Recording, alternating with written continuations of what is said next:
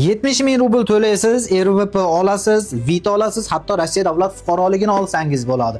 Assalomu alaykum jannati birodarim. Qarang, siz Rossiya hududidasiz.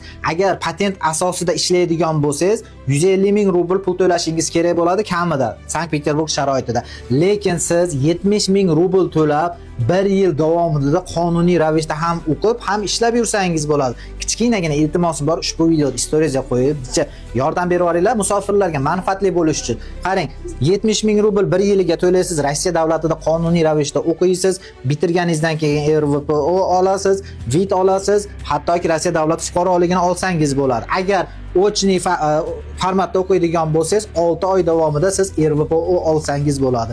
Buning uchun Akan Consulting firmasilariga 100% lik talaba bo'lishingizga yordam beradi.